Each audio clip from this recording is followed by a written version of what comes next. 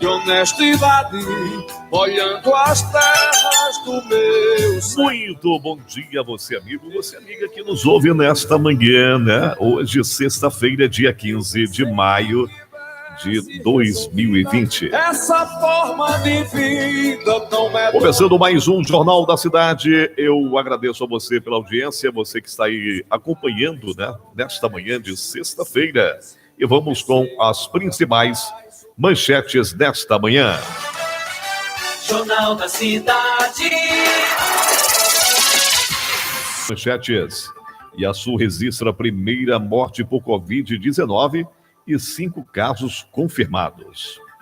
Governador em live fala da terceira morte por coronavírus em Itaberaba. Cláudio Rocha declara apoio ao pré-candidato Jal Ribeiro.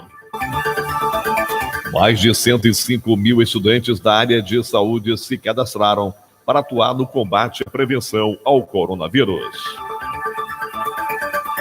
Covas leva o terror para São Paulo, causa baderna e acelera o contágio, denuncia Datena. Você vai conferir o momento do esporte com Marcelo Pacífico aqui no Jornal da Cidade. Polícia Federal cumpre mandados de prisão sobre desvios de recursos da saúde no Rio de Janeiro. Você vai conferir previsão do tempo com Marcos Vinícius. Edital da nova edição da Revalida será publicado em julho. Odevasf recupera a barragem de Zabumbão, na Bahia. Muito bem, essas e outras notícias você confere agora no nosso Jornal da Cidade. Lembrando que daqui a pouquinho, às 11h30, teremos a participação de Marcos Meira trazendo o seu ponto de vista. Olha, a Prefeitura de Itaberaba informou nesta quinta-feira, dia 14, ontem, novos casos, né, do Covid-19 no município. Hoje totaliza 7 casos confirmados, 2 óbitos, um caso curado, 4 casos suspeitos, 61 monitorados, 50 casos descartados. Informamos que o primeiro óbito registrado na quarta-feira, dia 13, no município por Covid-19, se trata de um paciente de 74 anos que possuía doenças pré-existentes. Deu entrada na UPA 24 horas com parada cardíaca e não resistiu. Jornal da Cidade. Mais uma edição do Jornal da Cidade aqui na Rádio DMD. O nosso bom dia, o nosso muito obrigado, falando em nome do Crediário Germano, a loja do Galego na Praça da Feira Nova.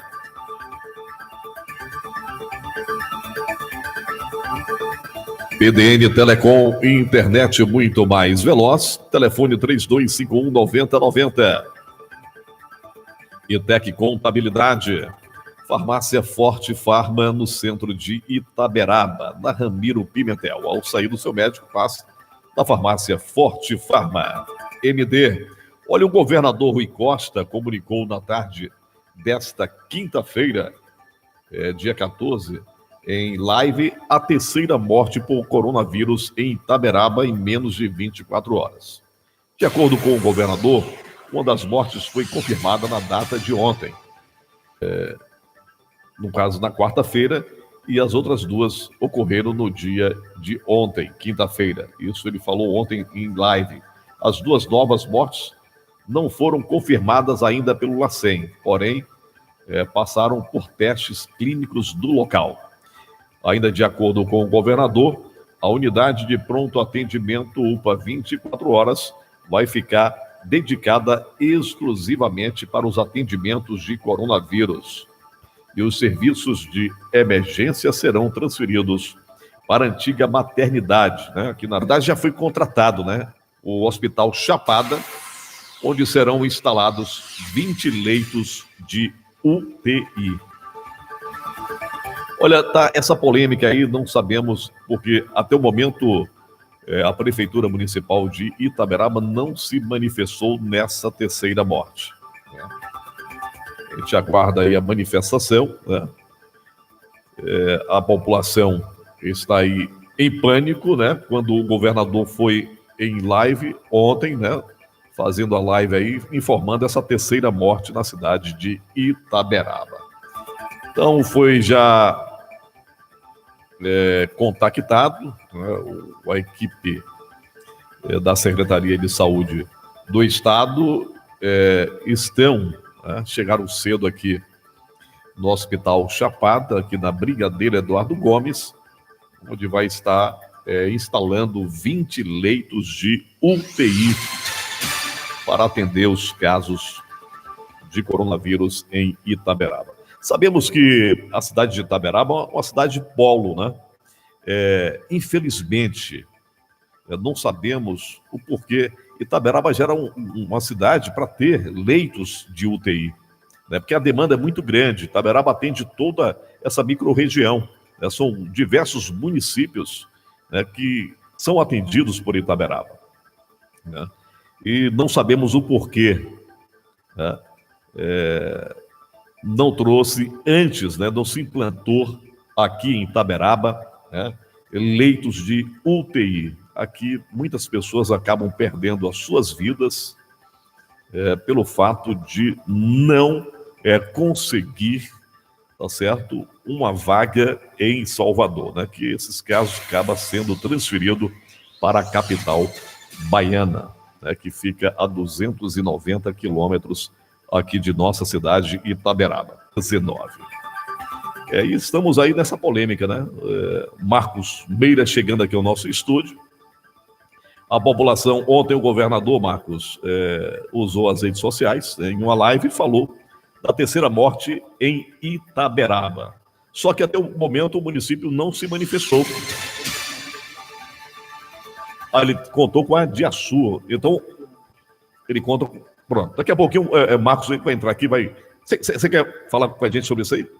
Comentar um pouquinho? Vamos falar com o Marcos aqui, ele tem mais informações, ele vai falar para a gente, você, amigo ouvinte, que nesse momento está na nossa escuta, acompanhando o jornal da cidade. Daqui a pouquinho o Marcos Meira ele vai trazer para a gente o ponto, né, de vista. É um quadro novo aqui no Jornal da Cidade. E ontem abordamos aqui do decreto, né, que restringe aí o comércio fechado, né, por 7 dias e permite só posto de gasolina, farmácia e supermercado. Mas não foi isso que a gente viu hoje aqui no centro de Itaberaba. Marcos, o nosso bom dia aos ouvintes da Rádio DMD. É você que tem maiores informações. Ontem o governador ele se expressou na live, né, falando do terceiro caso em Itaberaba. Subentendeu isso aí, a população, inclusive, está em pânico. Exato. Bom dia, ouvintes. Bom dia, Dário. Bom dia às pessoas que participaram, que ouviram a rádio ontem. Recebi várias mensagens dos colegas da PM e familiares, né, parabenizando o programa. E o que o governador falou ontem na live desse terceiro caso é porque abrange a região, né? Itaberaba é o polo, então ele falou sobre o caso também de Açu, computando o terceiro caso, tá?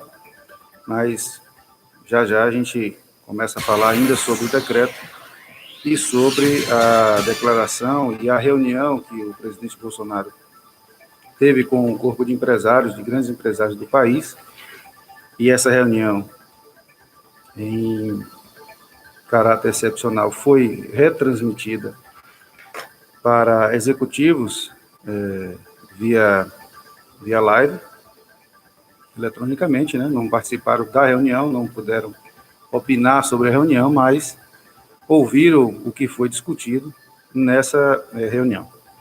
Já a gente retorna aí.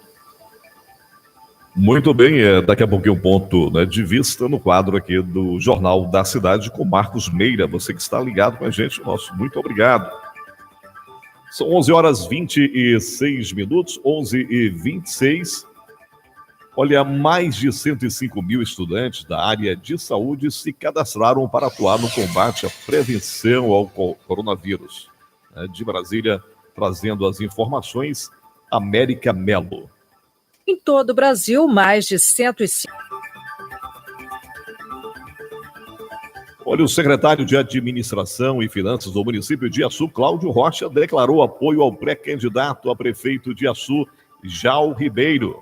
A divulgação do apoio foi feita na página oficial do Facebook nesta quinta-feira, dia 14 de maio.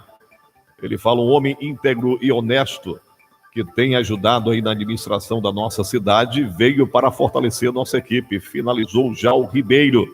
A declaração de Cláudio Rocha causou um grande impacto positivo nas redes sociais, após o posicionamento do secretário de Administração para o pré-candidato, da cidade, Jal Ribeiro. Olha, o paciente de 63 anos que já deu entrada no Hospital Municipal Dr. Valdir Cavalcante Medrado com um quadro delicado, não resistiu aos sintomas e faleceu na tarde desta quinta-feira.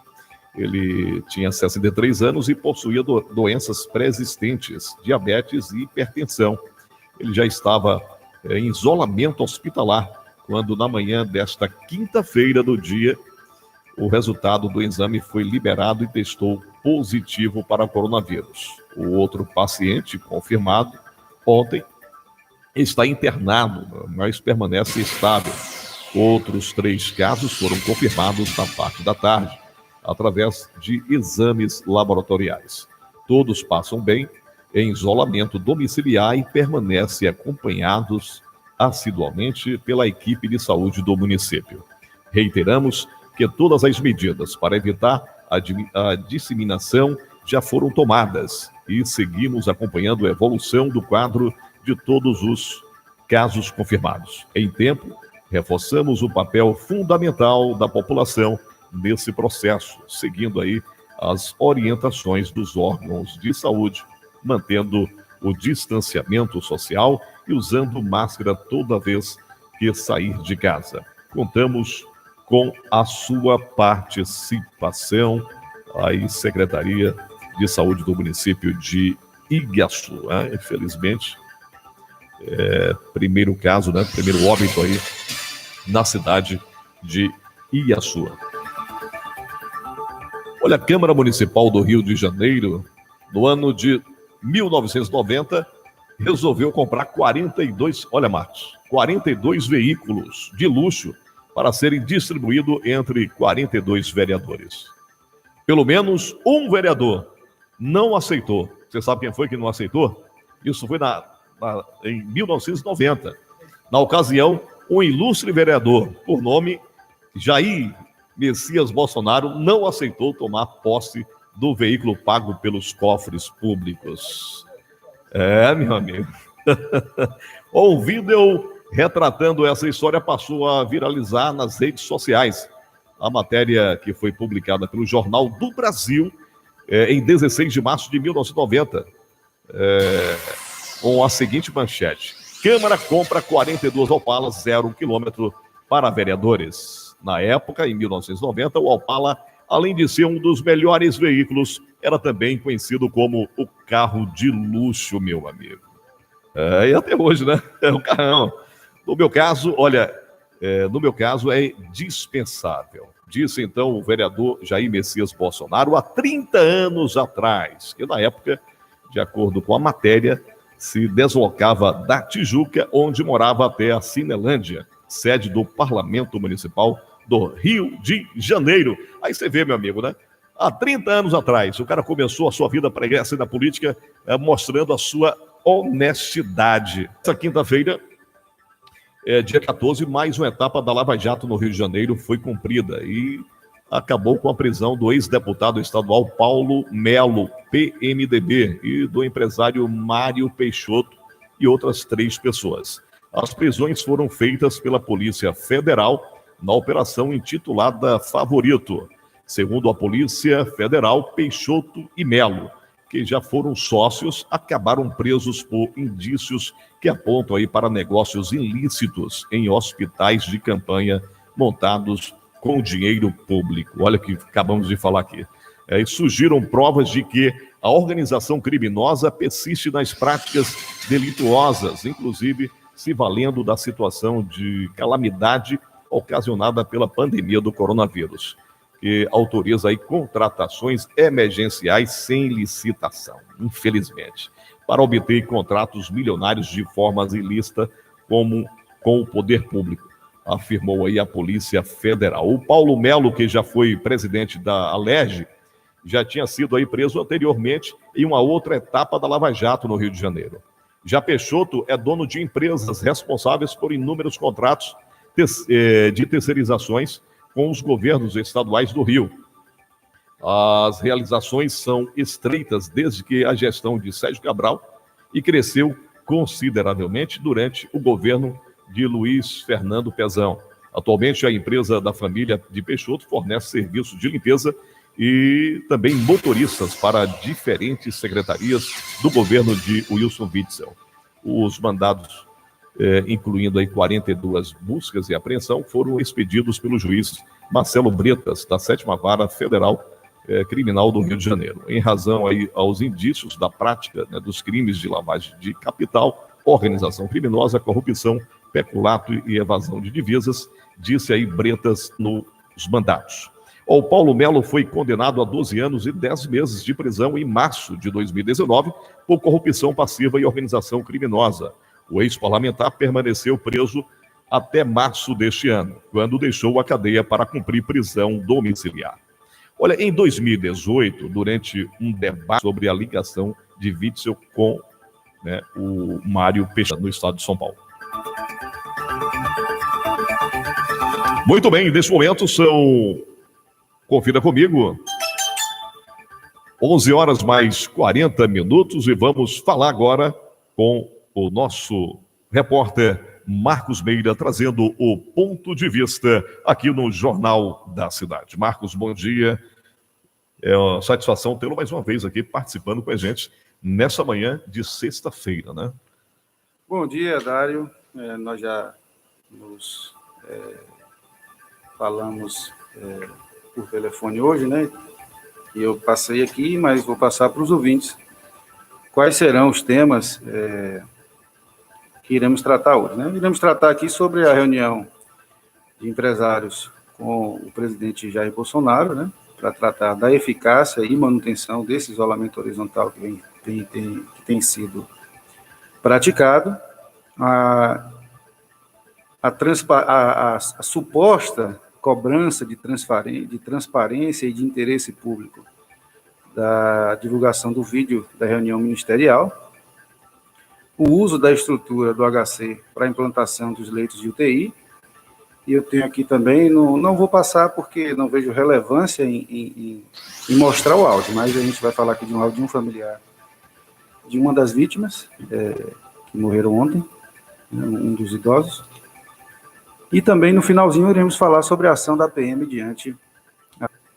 Interessa. Rapaz, o Datena botou a ferradura e bateu, né? Como diz aqui no termo nordestino, murchou a orelha e bateu os pés. Meu amigo, se fosse no ramo jurídico, diria eu aqui, que a decisão do prefeito em diminuir o número de veículos particulares na cidade de São Paulo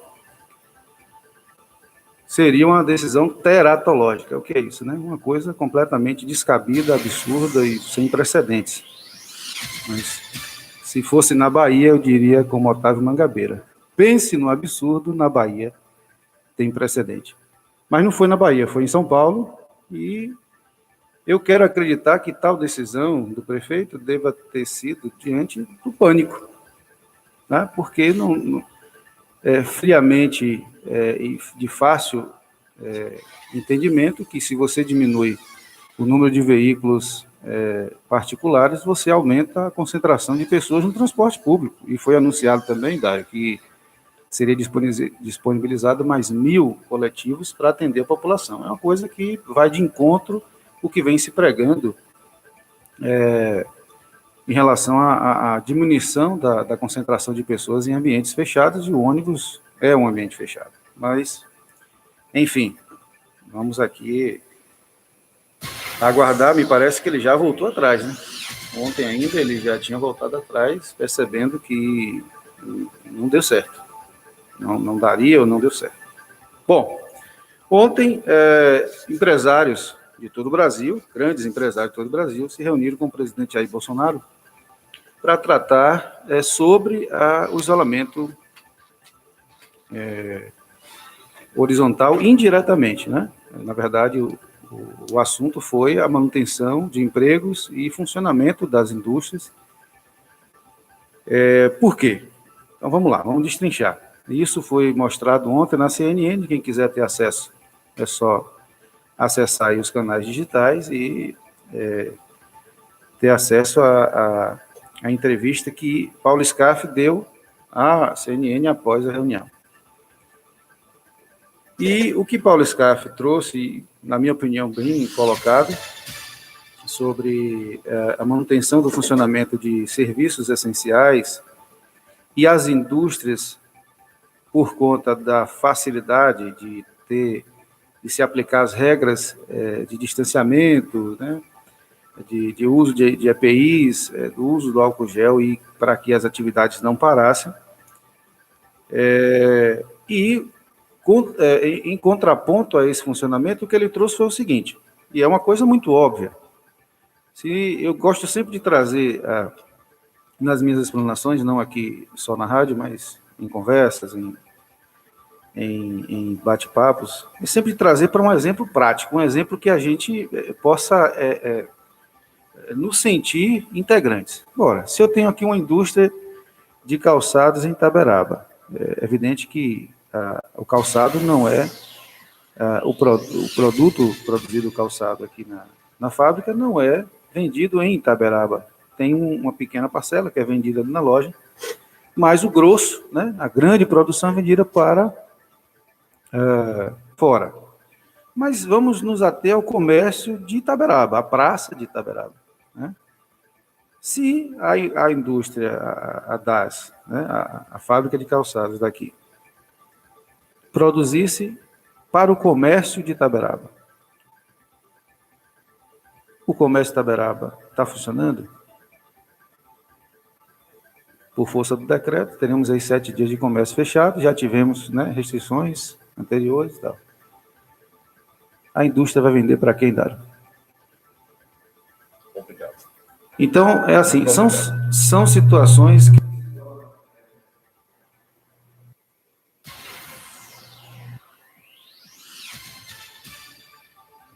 São situações que se tornam insustentáveis, porque vai chegar um ponto em que não vai ter sentido produzir algo que não está se vendendo.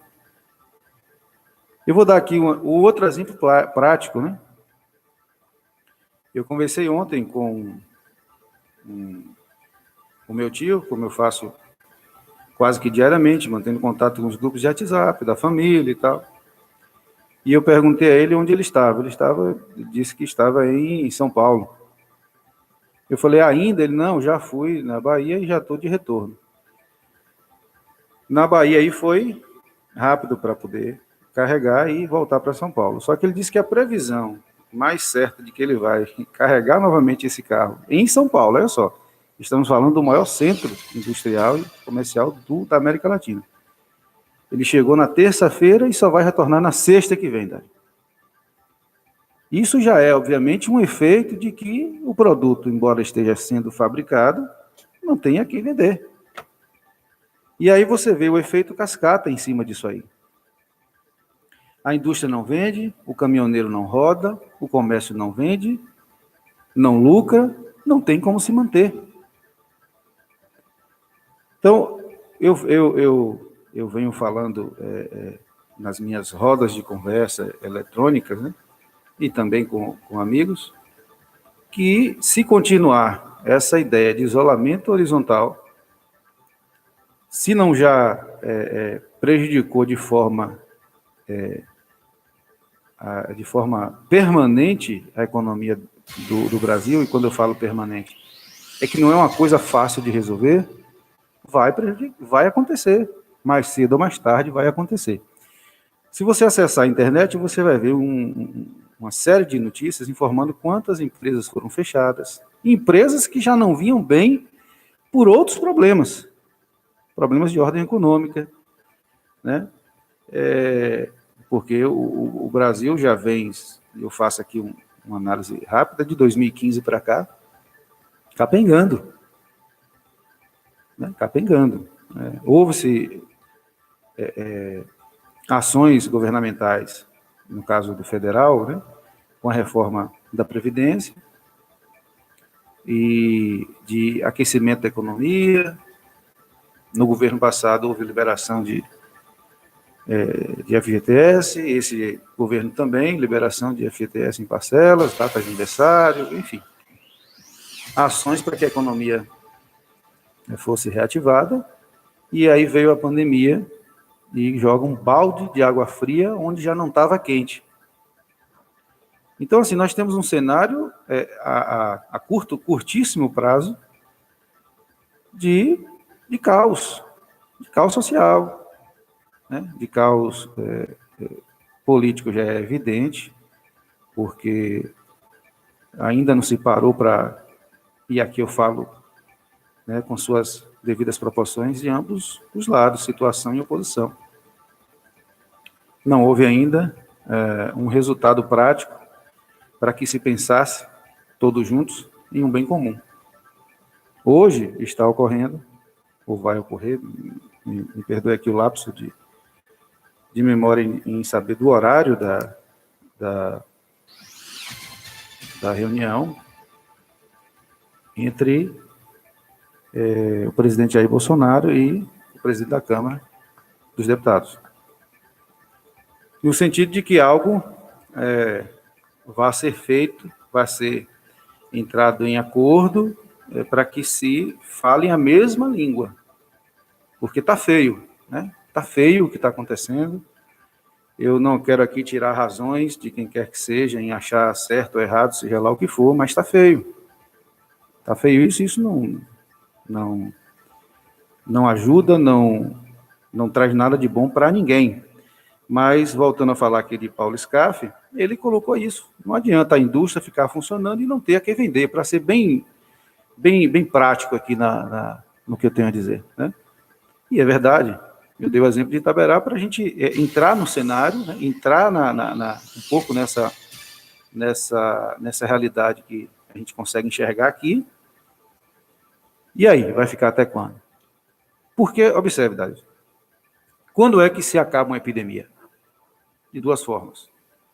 E ainda tem uma terceira que é catastrófica demais. Mas a primeira é o quê? Criar-se vacina. Para imunizar, né? Que se encontrar, se conseguirmos criar aí a vacina, pronto, teremos aí não um final do vírus, mas o fim da epidemia, da pandemia. Porque aí, imunizando a população, você tem uma redução drástica de casos e essa pandemia vai para os ares. Segundo, quando a maior parte da população fica imunizada. E como é que a maior parte da população vai se imunizar se não existe vacina? Contraindo o vírus. Sem emoção, seria a forma, né? Sem emoção e sem teor de ideologia, seria a forma mais barata de se conter a pandemia. Só que temos aí, infelizmente, efeitos muito severos em alguns grupos da população. Então, enquanto não se encontrar uma vacina, infelizmente, a forma de se imunizar ante ao vírus é contraindo o vírus e desenvolvendo anticorpos no nosso corpo. Tá? E a terceira, infelizmente, é um fim catastrófico, onde pessoas vão morrer com a pandemia, o vírus se vai porque não existe mais a quem contaminar. Mas eu acredito que as duas primeiras serão as mais possíveis de acontecer nesse cenário de pandemia. Bom, então, quando eu falo aqui da eficácia da manutenção do isolamento social, se dá justamente por conta desses questionamentos. Está adiantando o isolamento? Se fala muito em números, o ideal seria 55,6%. Eu fico viajando, Dário. Como é que se chega a essa conta? Eu fico aqui tentando imaginar, como eu falei ontem, que método é utilizado, que metodologia foi utilizada para se chegar a esse nível de, eu não digo certeza, mas a publicação desse número, né? Eu não consigo. Bom, transparência sobre o vídeo ministerial, saindo um pouco aqui da questão da pandemia. A imprensa tem divulgado que é de interesse público que o vídeo venha a ser divulgado na íntegra, porque a população precisa saber do que foi discutido. A Advocacia Geral da União interveio no sentido de que não seja divulgado na íntegra, e sim os trechos pertinentes ao objeto do inquérito da investigação. E o Procurador-Geral também concorda com isso aí. Bom, acho que qualquer pessoa que tenha o mínimo de bom senso vai entender que se existe uma denúncia e nessa denúncia existe a informação de que um vídeo provaria ou se tornaria mais contundente o objeto da denúncia, de quem quer que seja, só vai interessar para os autos o que o vídeo denotar a favor ou contra a denúncia. O resto é fofoca. O resto é fuxico. Então a imprensa fica aí trazendo, construindo uma narrativa de que o vídeo na íntegra traria mais transparência. É uma falácia, vamos dizer assim, uma aberração cognitiva sobre o poder de discernimento da população. E até mesmo uma reunião ministerial onde se trata de segurança pública. Independente, Dário, eu acho que... Foram tratadas situações que, com o seu conhecimento técnico, são situações que não devem levar ao conhecimento do mundo. E se fala que vem a trazer prejuízos e é um perigo para estar revelando todo o conteúdo. É o que o governo tem dito. Se isso é verdade ou não, não cabe aqui discutir se os assuntos tratados nessa reunião ministerial, que diga-se passagem, não é um ato oficial. Reuniões entre ministros, entre pessoas do governo, não são atos oficiais. A lei obriga que os atos oficiais sejam de pleno conhecimento, divulgado em diário oficial. Mas a reunião ministerial, não. Então, essa curiosidade da imprensa em divulgar, para continuar essa roda d'água de polêmicas, está sendo disfarçada em interesse público. Eu, inclusive, joguei hoje 3 mensagens no programa live da CNN, fazendo o seguinte questionamento, Isso que eu acabei de falar, que a imprensa está aí colocando como se isso fosse de interesse público. E eu perguntei, será que as reuniões nas edições das imprensas aqui do Brasil e do mundo, se fossem gravadas, os vídeos, onde os editores, jornalistas, editores, repórteres, traçando o seu plano de meta para, vamos dizer assim, determinado acontecimento, será que essas reuniões, se fossem gravadas, todos se sentiriam à vontade em mostrar as reuniões? Eu ainda citei um em específico. Será que a Folha de São Paulo, nas reuniões em que eles fazem para futucar a vida do presidente da República, por exemplo, porque a Folha de São Paulo acho que só trata disso. Será que os vídeos, se houvessem, esses vídeos gravados das edições da Folha de São Paulo, será que eles se sentiriam à vontade para jogar para o interesse público? Ou não é de interesse público saber como a imprensa chega a determinada informação? Então, e por último eu coloquei hipocrisia, nada mais do que isso, hipocrisia. Não é, Dário? Quer dizer, eu tenho uma conversa informal com você sobre um assunto variado, alguém tem acesso ao que eu falei para você, a opinião pessoal que eu disse a você, e alguém divulga isso aí. E baseado no que eu disse a você, aí agora se constrói-se um juízo de valor em cima da personalidade daquele indivíduo. É inútil isso, eu não vejo relevância nisso aí, tá? O próximo assunto, você tem algo a complementar sobre isso, Dali? Sobre a transparência? Você que é do ramo da imprensa aí, eu acho que eu nem era nascido, Dali, quando você começou na rádio. Né? A gente percebe assim, a preocupação, a narrativa da grande imprensa, né? É o tempo todo o presidente, família do presidente. Aí, tantos fatos vêm acontecendo, né? Como muitas corrupções, desvios de dinheiro, essa grande pandemia, a mídia, de focar, de buscar, né? Tá informando a população sobre essas questões, não. Aí, o presidente tem que mostrar o resultado, né, do exame, se deu positivo ou negativo. Quer dizer, rapaz, coisa de criança, babaquice. Ridículo.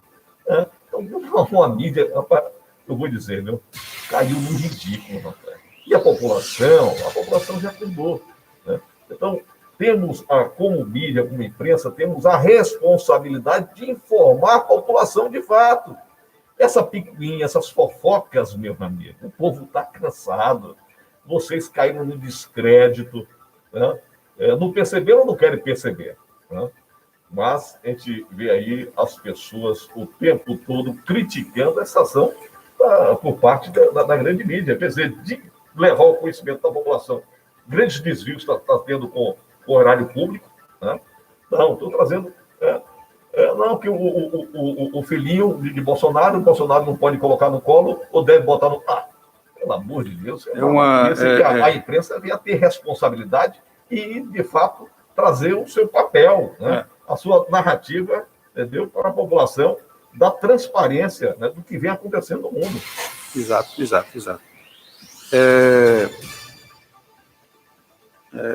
Então, o que a gente percebe que a imprensa tem feito hoje, o termo que você usou, picuinha, me parece o termo mais adequado. Eu também acho que o presidente Bolsonaro deveria dar menos importância a essas coisas e parar com esse bate-boca, vamos dizer, ali na saída do Planalto, porque é aquela coisa. Os motivos que essas críticas vêm ocorrendo constantemente, dioturnamente, você liga a qualquer hora, emissora de televisão, o assunto é esse. Enquanto isso, a Assembleia Legislativa da Bahia aprovou ontem, anteontem, hoje nós estamos na sexta-feira, aprovou na terça-feira, salvo engano, anteontem não, na terça-feira, aprovou o fim do abono permanência para os policiais militares que solicitaram a reserva e ainda não foram para a reserva, ou aqueles que têm tempo a agregar e por ritos processuais no processo de reserva, não conseguem se aposentar ou também usam esse tempo fora da PM para agregar o serviço da polícia ou de qualquer outro órgão estadual e solicitem o abono permanência. Então, esse abono permanência, quem tem, quem tem direito ainda vai conseguir, mas quem não goza do direito adquirido, acabou o abono permanência. Isso, de tudo, não é ruim, na minha opinião, porque se houver a devida mudança de ativo para reserva remunerada, não há prejuízo algum para o funcionário público. Mas, enfim, olha só quando isso foi aprovado, em plena pandemia, né? Eu gostaria muito de ver fim ou redução, fim não, mas a redução do auxílio moradia dos magistrados, dos deputados, eu gostaria de ver, né, acabar o auxílio paletó, eu gostaria de que as verbas destinadas aos seus assessores, as chamadas verbas de gabinete, também fossem reduzidas 50%, que ainda assim seria uma galeota de dinheiro, mas usa-se desse período, né, para agir de forma, vamos dizer assim, questionável, né? Vamos lá, dando continuidade aqui, Dário. Uso da estrutura do HC para implantação dos leitos de UTI. Seria muita pretensão nossa achar que o governo do Estado ouviu o nosso programa ontem, quando eu falava por que não se utilizou os leitos da rede privada, que já estão prontos. A estrutura dos hospitais privados está pronta. O HC, que é o nosso hospital aqui de maior porte, tem uma estrutura física muito boa. Quem conhece, né? Se funciona, se atende A, B ou C, se tem especialidades. Bom, isso aí não vem ao caso a gente discutir aqui agora, mas a verdade é que a estrutura do HC é uma estrutura muito boa. E aí o governador, para quem assistiu ontem, disse que iria emprestar os equipamentos necessários para que se implantasse. Quantos leitos você recorda que ele falou? 20 leitos. 20 leitos? Bom, muitos leitos, né?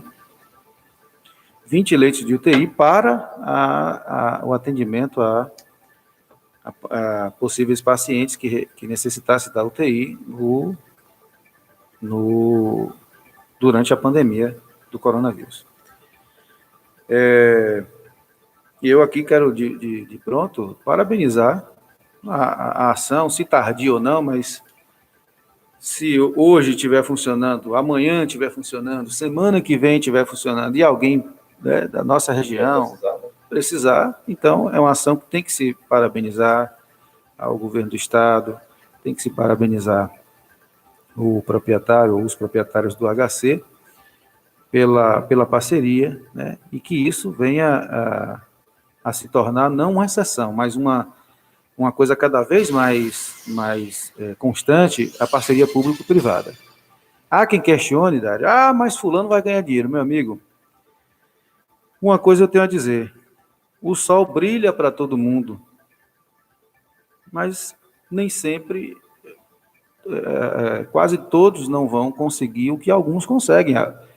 A história mundial foi assim, então não adianta a gente ficar aqui querendo que A não cresça porque B não cresceu. Isso é mediocridade, né? A parceria público-privada, ela traz muitos benefícios. Quer ver um interessante? Quando você viaja com seu carro e bate em um buraco em uma rodovia que não é pedagiada, e aqui eu quero já dizer que eu sou terminantemente contra o pedágio, que para mim é um assalto legalizado aos condutores de veículos, né? Sobretudo os condutores de veículos de grande porte. Você, para recorrer ao órgão competente com jurisdição sobre a via, pela a morosidade que a justiça brasileira tem, você iria talvez morrer e não ter resultado sobre a sua causa quando você danificou o seu veículo em uma via estadual, federal ou municipal. Então a regra funciona assim. Quando você viaja por uma estrada pedagiada e sofre esse mesmo dano, o procedimento é o mesmo de acionar o CNPJ, privado, né? Você vai acionar a empresa que está com jurisdição, que está administrando aquela via. E aí o processo é bem mais rápido. Então, da mesma forma, esquece aí que pedágio que eu não...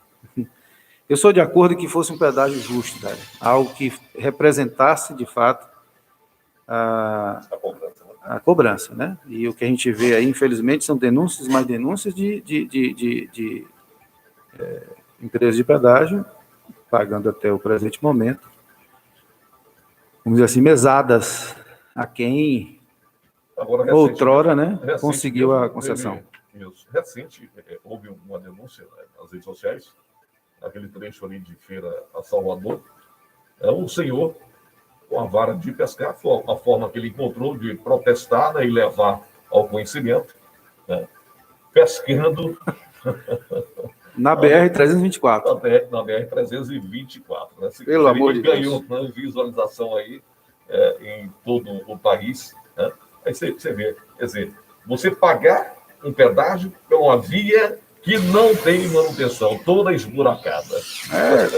Eu também já liguei para a Anatel em 2 oportunidades há muito tempo atrás. Há muito tempo atrás. Se não me falha a memória, em 2013 ou 2014. Demanda aí de 6 ou 7 anos, né? E a 324 já apresentava isso. Bom, mas para a gente não fugir muito, a relação, para quem está ouvindo agora, a relação que eu estou fazendo aqui é que a comparação que eu estou fazendo aqui agora, falando do pedágio e do Hospital da Chapada, nada mais é do que trazer aqui, evidenciar aqui a importância da parceria público-privada. Né? Está ocorrendo agora em tempos de pandemia, mas isso pode ocorrer a qualquer tempo. Né? A qualquer tempo. Gera emprego, né? Gera emprego para pessoas que vão trabalhar por exemplo, o Hospital da Chapada, implantando 20 leitos de UTI, se for seguir a regra de quantos profissionais devem trabalhar numa UTI por leito, nós teremos aí vários enfermeiros, vários técnicos de enfermagem, vários médicos, vários fisioterapeutas, assistentes sociais. Essa pergunta aí, né? Se for acontecer isso de acordo com o que manda a regra, teremos aí, né, uma geração de emprego importante. Sem dúvida. Né? Uma geração de emprego importante. E não basta eu não ter sei... só os 20 leitos, né? Mas a equipe para esses 20 leitos. Exatamente. É o mais difícil, nesse momento de pandemia. Não, mas profissionais tem-se aí no mercado. Eu não sei se na nossa região teremos, assim, tantos profissionais disponíveis para poder estar atuando de bate pronto, né, de uma vez só, mas não é difícil porque até o mesmo profissional que trabalha em uma outra unidade, na sua folga, não no seu descanso, mas na sua folga, pode tirar um plantão em outra unidade. Mas teremos aí a oportunidade de que se gere empregos, né, empregos no hospital. Bom, eu recebi ontem aqui um áudio de uma suposta familiar de um dos idosos que faleceu ontem. E eu não quero aqui polemizar se ele tinha ou não tinha coronavírus, porque o exame é fatídico, né? Eu não tenho nem competência e não seria responsável de minha parte estar aqui questionando se o exame é verdadeiro ou não. Não há porquê estar se questionando isso. Mas a suposta familiar relata em seu áudio que ele já vinha doente há muito tempo e que o outro estaria lutando contra um câncer há 3 anos. Então, eram pacientes que, mais cedo ou mais tarde, eles já estavam convalescendo e poderiam, a qualquer momento, morrer, talvez até por uma gripe comum, né? Complicações do seu quadro imunológico debilitado. Né? Então, assim, não estou tirando aqui a veracidade do exame, mas quando se joga na mídia que morreram 2 pessoas ou 3 pessoas, ou fala-se até em 4, que ontem à noite teria chegado um paciente na UPA, uma mulher de 40 anos, e que esta teria morrido de coronavírus. Eu acho muito precoce dizer isso, porque, muito embora o exame clínico possa trazer evidências muito claras de que ela estaria infectada por um vírus, de acordo com os sinais e sintomas, mas a sorologia é a única forma documental de comprovar isso. Enfim. Então, quando eu falo que a mídia, quando joga, né, e aqui eu não digo a intenção de quem joga, mas quando joga que tantas pessoas, 3 pessoas morreram de ontem para hoje, sem ter o devido cuidado de explicar, né, que essa pessoa morreu no dia 8, que tinha sido feito o exame, mas que o exame Então, assim, como é que pode? Eu falo isso porque é um questionamento de dentro de casa. Como é que pode? Estava tudo bem de uma hora para outra. Não, não é de uma hora para outra. É porque o exame demora um pouco para poder sair, né? E aí você, quando divulga dentro de um lapso de tempo que não necessariamente foi naquele dia. Então isso tem que ser explicado para que não gere, como falei ontem, o pânico na população. E começou a morrer. Começou a gente a morrer, né? Ontem eu trouxe um gráfico que acabei até esquecendo de falar mais aprofundadamente, mas acho que cabe agora, é que existem muitos óbitos domiciliares, né, que não se tem mensuração se foi ou se não foi por coronavírus. Quem fez o exame fez e quem não fez. A mesma coisa são o número de infectados, né, que eu falei ontem. A gente não tem, na verdade, um número nem próximo do real. Nós temos um número de quem fez exame, e que foi detectado, e que desenvolveu doenças, de que desenvolveram doenças respiratórias agudas graves, né, que foram internadas por esse motivo. Desenvolveram, não, foram internadas por esse motivo. Mas o número de casos real a gente não tem, e tem que ser, a imprensa tem que ser clara no sentido de dizer que, ora, não foram, já estamos em 13.800 alguma coisa, 13 mil e poucos mortos no país, mas não se evidencia, por exemplo, o número de pessoas que já contraíram, foram internadas e não desenvolveram absolutamente nada. Então, só se evidencia o que gera polêmica, e isso que eu sou terminantemente contra essa prática terrorista da imprensa, certo? Eu sei que de ontem para hoje foram 13.993 casos no total, e de ontem para hoje mais 844 casos. Agora, esses 844 casos, que fique bem claro, não foram ontem.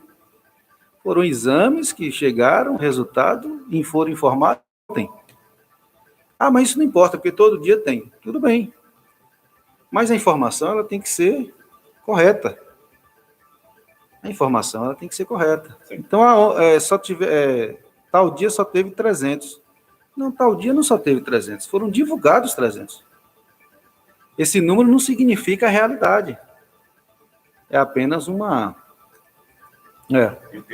79.479 recuperados, o que a gente não deve também ficar alegre com isso, porque isso é o curso natural da infecção.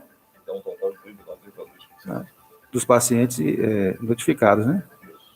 39% do total dos pacientes notificados. Bom, então esse áudio revelava, supostamente, um parente revelava, que esses pacientes já estavam convalescendo por outras doenças, né? Por outras doenças.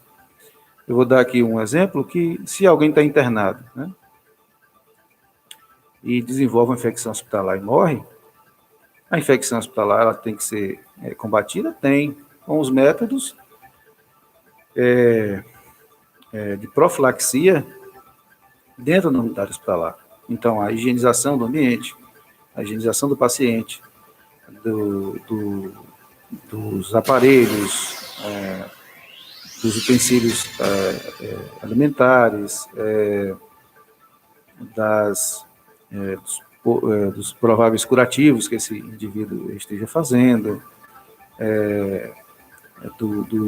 de pinças, de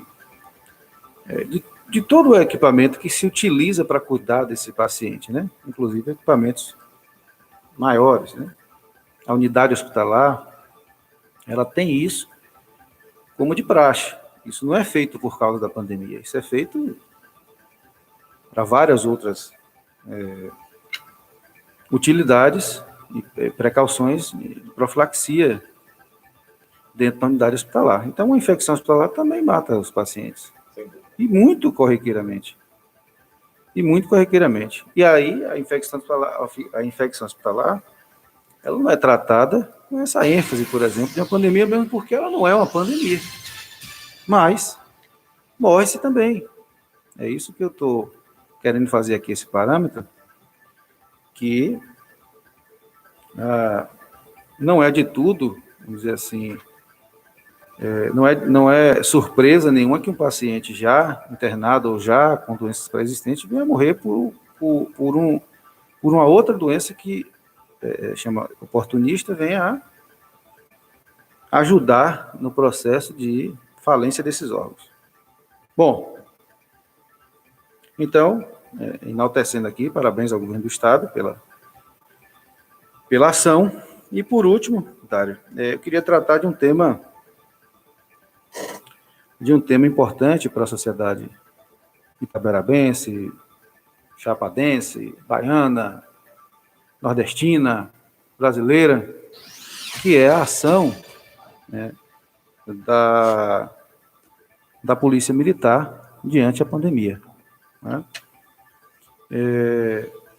Eu falo isso porque, além da saúde, eu também sou policial militar e sei do que eu estou falando. Não estou falando aqui do que eu acho, não. Né? Eu sei que a polícia tem sido, como sempre, uma instituição brava, uma instituição guerreira que não recua diante de nada. A PM da Bahia, eu falo da Bahia porque é a que eu conheço profundamente, por ser integrante, mas essas ações também são feitas por todas as polícias do Brasil. Né? E não houve recuo da polícia em agir antes, durante e depois da pandemia. É aquela coisa que, faça chuva ou faça sol, a polícia está na rua. Todo mundo pode evidenciar isso aí. E diante da pandemia, esses bravos combatentes, com suas temerosidades, com seus medos, com suas precauções, não deixam de cumprir a sua etapa. E isso precisa ser falado, isso precisa ser enaltecido, isso precisa ser valorizado, assim como os profissionais de saúde, que também sou, mas hoje eu estou falando da PM, isso precisa ser enaltecido. Me parece que o governo de Pernambuco voltou, inclusive, para que os policiais e os profissionais de saúde recebessem uma bolsa equivalente, inclusive no mesmo valor, a que as pessoas estão recebendo do governo federal, e de R$600. Isso, na verdade, não faz mudar ou melhorar o trabalho que os policiais militares vêm fazendo diante da pandemia, mas é uma questão de justiça, de equidade, né? O que é equidade? Dar mais a quem precisa de mais.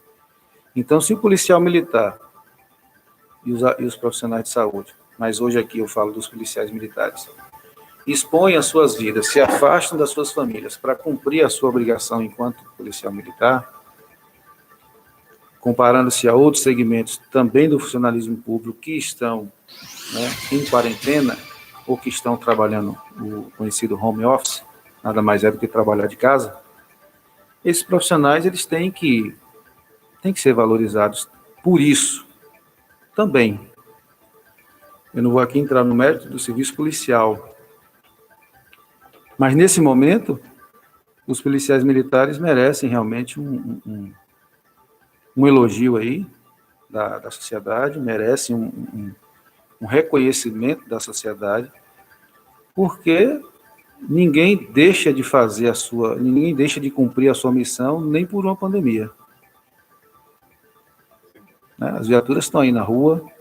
Ontem em Jequié, há quem critique a ação do governador, tal, não vou entrar também nesse mérito, mas ontem em Jequié, pelo vídeo que eu vi, em torno de 20 viaturas ou mais agindo no município de Jequié para que a população permanecesse em casa. Se foi uma ação temerária do governo, se foi algo comparado a uma ação ditadora, eu não vou entrar aqui nesse mérito. O que eu quero atentar e mostrar e tratar aqui no programa é que as viaturas estavam lá, né? Os militares estavam lá. Então, se tiver fazendo chuva, a gente está lá. Se tiver fazendo sol, a gente está lá. Se tiver pegando fogo, a gente está lá. Então, são profissionais que têm sangue no olho, vamos dizer assim, para poder estar desempenhando. E não pense você que vai ter todos lá com aquele ímpeto de... Não, tem pessoas que têm medo mesmo, sabe?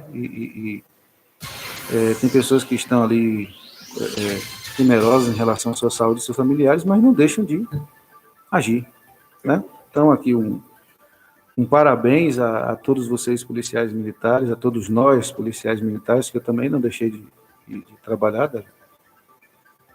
tiro a minha escala normalmente, né, com devido cuidado, o uso de máscara, o uso do álcool gel na viatura, se for o caso de abordar pessoas suspeitas de estarem portando armas de fogo, de estarem traficando, enfim, dos mais diversos delitos, e houver necessidade de abordar, aborda-se com devido cuidado, com luva, mas aborda, mas encosta na pessoa, tá? É um caso em situação de extrema necessidade, mas vai. Ô, Dário, sobre esse assunto, ainda, da participação da polícia durante a pandemia, o comandante do CPR Chapada, o coronel Walter Araújo, ele tem andado junto com a tropa desde sempre, né? E nesse momento de pandemia também tem comparecido às unidades, fazendo reuniões periódicas com os oficiais que são os policiais que comandam as unidades que pertencem à Chapada Diamantina, que é o 11º Batalhão, a Companhia Dependente de Ceabra 29ª, 98ª de Ipirá, a qual eu pertenço, e o 7º Batalhão em Irecê. E ele fez reuniões nas sedes dessas companhias e dos batalhões e das companhias, procurando saber, né, como é que está sendo,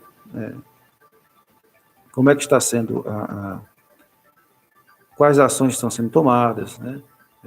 Vou dar aqui o exemplo de Pirá, de onde eu trabalho, né? O comandante lá, que é o Major Igor Prazeres, tem tomado assim decisões extremamente úteis, né, e necessárias para que o trabalho lá na sua unidade fosse desempenhado de maneira segura. Exemplo, né, foi solicitado do Estado, foi solicitado de prefeitura o álcool gel, o álcool líquido, foi também comprado por iniciativa própria alguns equipamentos para que se diminuísse a possibilidade de contágio dentro da unidade. Coisa simples, né? Uma bacia com água sanitária, um tapete tipo capacho. Tapete tipo capacho, para quem não sabe, é um tapete de fibra de coco, tapete de fibra de plástico, que elimina ali, segundo os médicos, em torno de 70% a 80% de tudo que você entraria em casa, né? E aí, ao molhar os pés em uma solução de água com hipoclorito, que é a água sanitária, você já elimina aí 99,9% da possibilidade de entrar germes pelo calçado solado, né? Onde você pisa. Um pano de chão após essa para enxugar os pés, para não ficar aquele aspecto, né, tudo molhado, sujo, dentro da companhia. Disponibilização e identificação de vasos, de recipientes com álcool gel ou álcool líquido em todas as sessões, para que todos tenham acesso, né, a essa profilaxia mediante a higiene das mãos. o uso obrigatório de máscaras, inclusive confeccionadas por nós, além da que o governo do estado disponibilizou, e aqui da região da Chapada, eu tive a honra de ser quem transportou essas máscaras aqui para a Chapada. Nós também confeccionamos essas máscaras, né, para os policiais da unidade, e foi disponibilizada lá na companhia de Ipirá.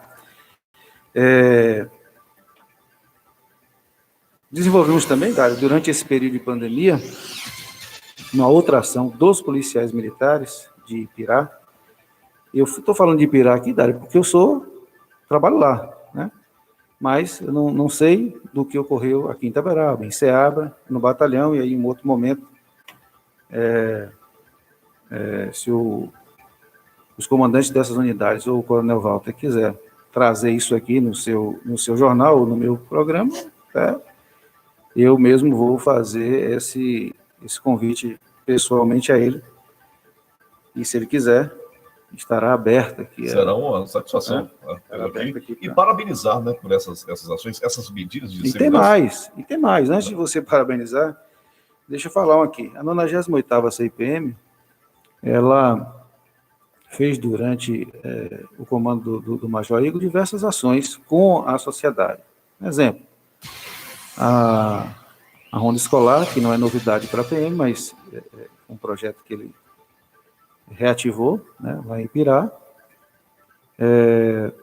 Doações na época da Páscoa de chocolates para as comunidades carentes, e tudo isso com a participação de todos os policiais. Não é uma ação do major, né, do comandante ou do coronel, ou seja lá de quem for. Foi uma ação em Itaberaba, encabeçada por ele, idealizada por ele, mas com a participação de todos, tanto nas doações quanto na distribuição.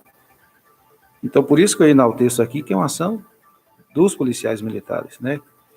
E agora, na época de pandemia, não foi diferente, né? Na época de pandemia, foi mantido contato com empresários, com pessoas da sociedade civil que tinham disponibilidade de doar alimentos.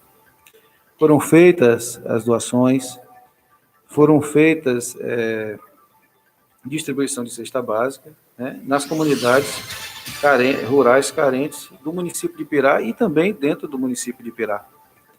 E isso foi feito agora em época de pandemia, né, ações de iniciativa própria, né, de pessoas que estão 24 horas ramificadas em todos os lugares da Bahia. Você conhece algum órgão do Estado que, vamos dizer assim, tem a capilaridade que a PM tem? Não tem. Não tem. Não é aqui na Bahia, não. Em todos os estados. Você conhece cidades pequenas que não tem uma Ciretran, que não tem uma Retran, que não tem um fórum, que não tem um cartório, que não tem, mas tem uma viatura da PM, amigo. Então, assim, eu aqui digo a vocês que eu tenho orgulho de ser dessa corporação, e que bom que eu conheci pessoas também muito, muito proativas, no sentido de usar a capilaridade da PM para ajudar pessoas, além do trabalho institucional da PM, que é o patrulhamento das vias públicas, né, o combate ao crime organizado, ao tráfico de drogas, a prática de furtos, de roubos. Nós temos também uma ação muito intensa de ajuda à comunidade. O próprio trabalho em si já acaba ajudando a comunidade. Quando você patrulha um local que evita um crime pela presença da viatura naquele local, já é um trabalho excelente que a PM faz, e muitos nem se dão conta disso. Muitos policiais, eu falo, nem se dão conta desse trabalho que a ação de presença da PM faz. Então, nessa época de pandemia, além dessa ação de presença, né, as ações sociais que a PM vem fazendo, eu gostaria aqui de deixar meus mais puros e sinceros aplausos e agradecimentos a todos aqueles policiais que estão se disponibilizando para fazer tais ações tão nobres. Sabemos a importância, né, da polícia militar na sociedade. E quando acontece algo, a pessoa grita, meu Deus do céu, liga para a polícia militar. Né? Então, em seguida, liga para a polícia militar. Quando a gente vê tem pessoas que acabam criticando, né? Tentando marginalizar a polícia militar, né? Esses próprios, quando precisam, o que é que eles fazem? Chama a polícia militar. Né? Então, o papel da polícia militar é muito importante na sociedade, né, para manter a ordem.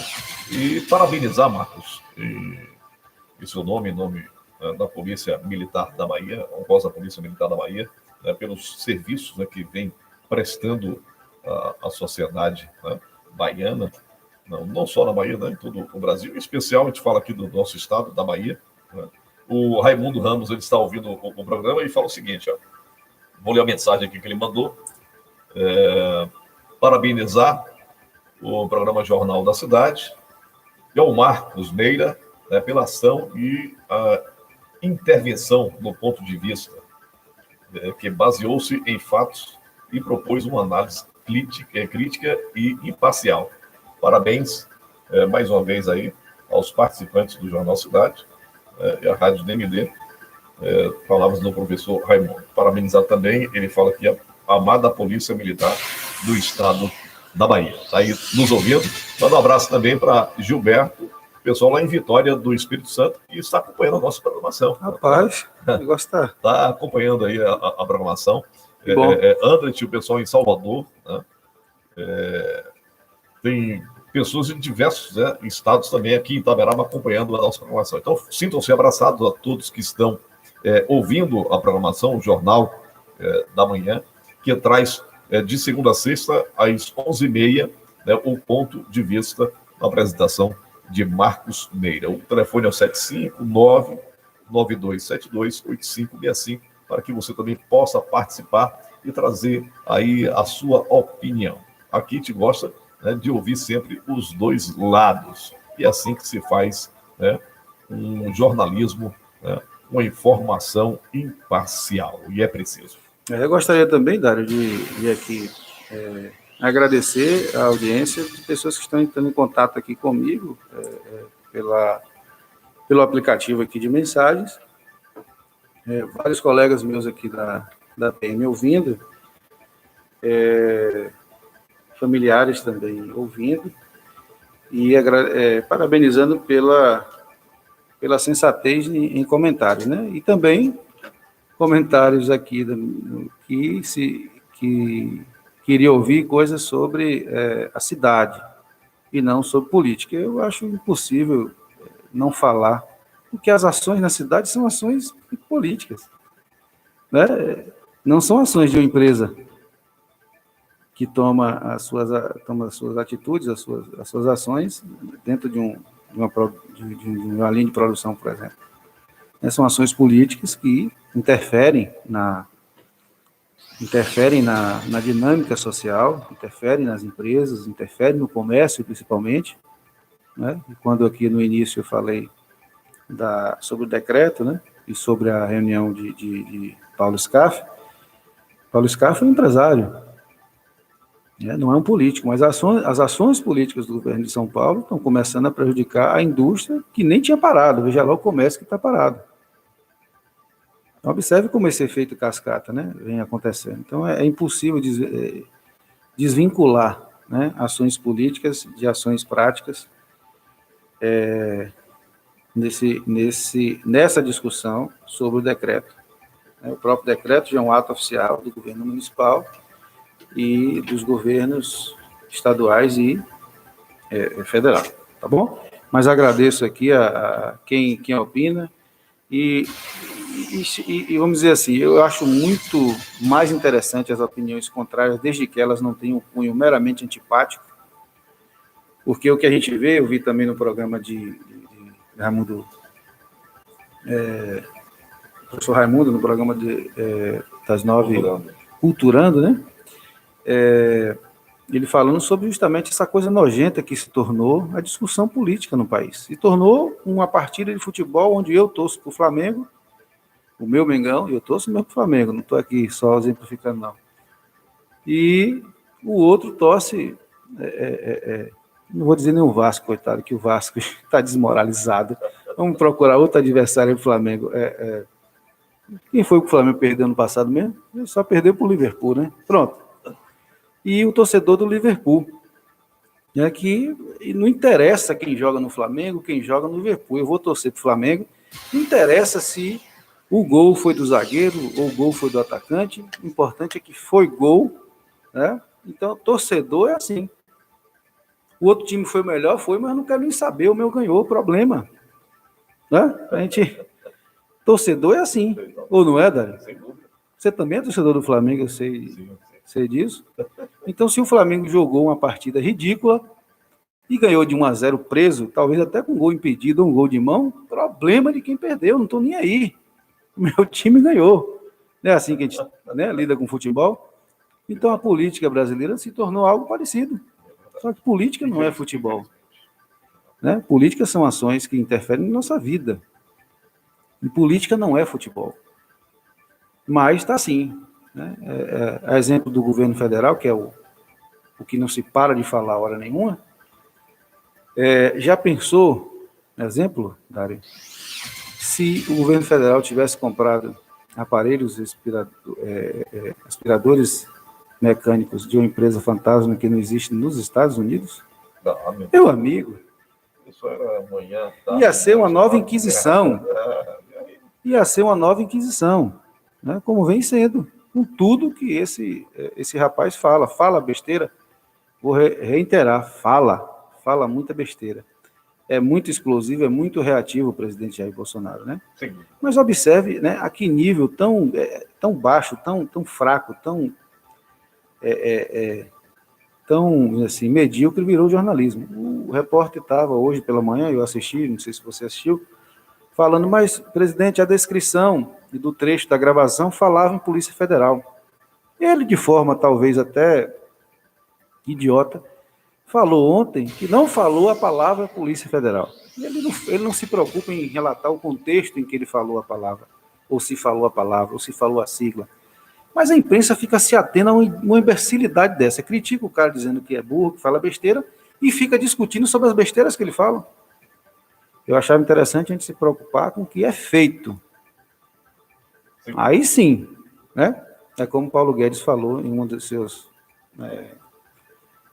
reuniões aí, de suas palestras, ele falou, o presidente ele fala muita coisa assim inadequada para um chefe de Estado, mas é um homem de bons princípios. Né? E ninguém aqui da imprensa séria vai se preocupar com essas bobagens. Mas a imprensa porca, ela fica se atendo sempre às polêmicas. Então, nós temos aí 1 ano e 5 meses, praticamente, 1 ano e 5 meses, 1 ano, 4 meses e 15 dias, exatamente, né? De governo, e aí estão se falando já de economia, agora no período de pandemia, mas ninguém nunca falou até o início da pandemia. Falar de economia agora é uma covardia sem precedente. Né? E ele vem falando sobre o cuidado com a economia, olha só, né? Então, já está se falando. Então, é uma imprensa que vive do caos, que vive, vamos dizer assim, igual urubu, esperando morrer para comer a carniça. Parece que não são brasileiros. Exato, a gente tem que torcer pelo Brasil. Engana certo. Independente de que esteja torcer pelo Brasil. Aí você vê 1 ano, 4 meses e 15 dias. E a forma de governar.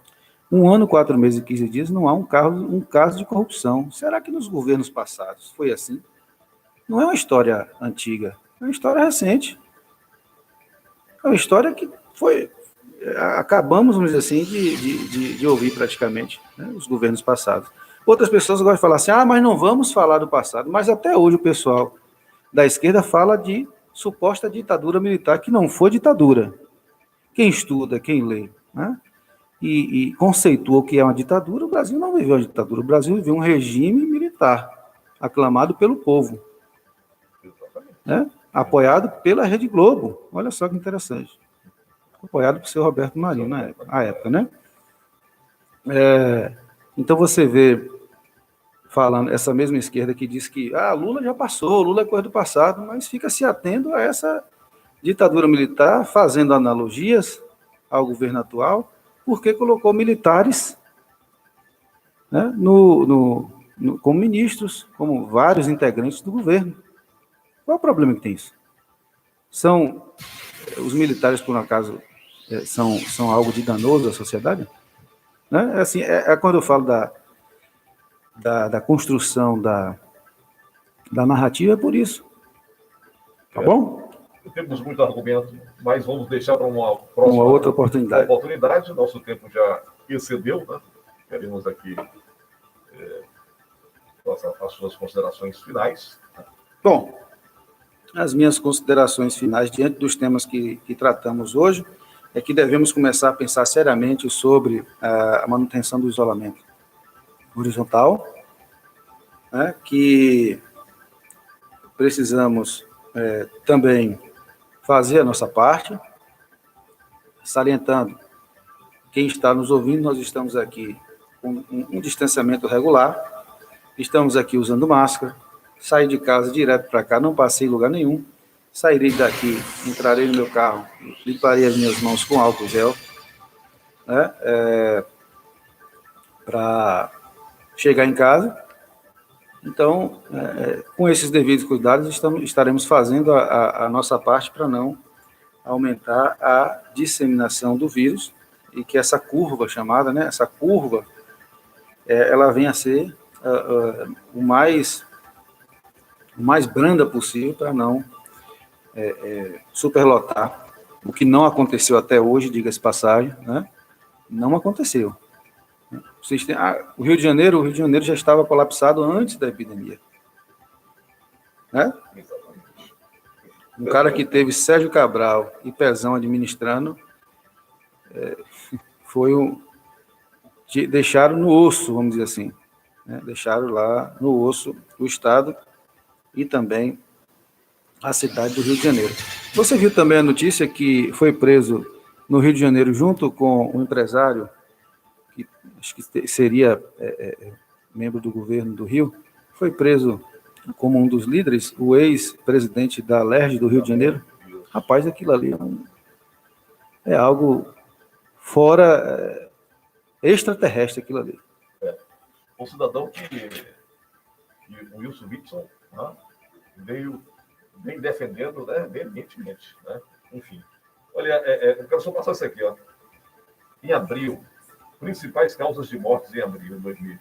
Câncer, tivemos 17.800. Derrame, 8.140. Infarto, 7.420.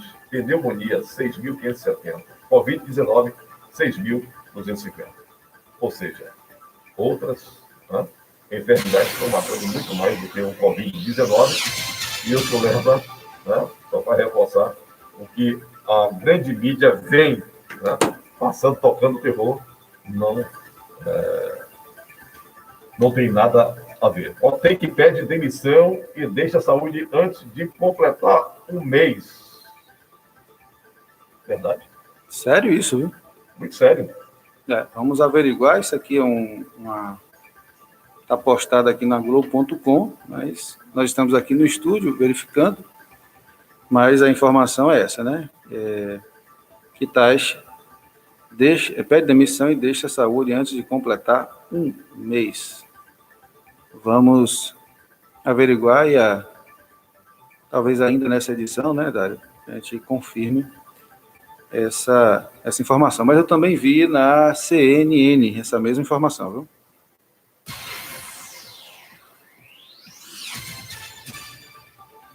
Você viu logo cedo? Mais cedo que agora. Eu estava só conferindo outros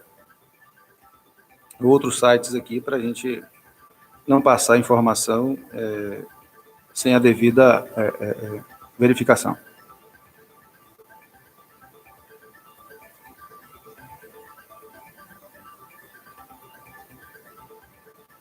Só tem aqui no grupo Globo, né? Eu vi na CNN também. A CNN passou? Vamos nos certificar melhor para trazer essa informação.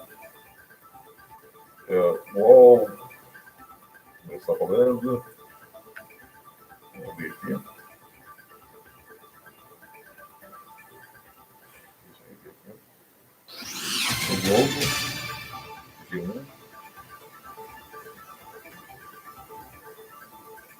Poder 360 também ligado ao Grupo Globo.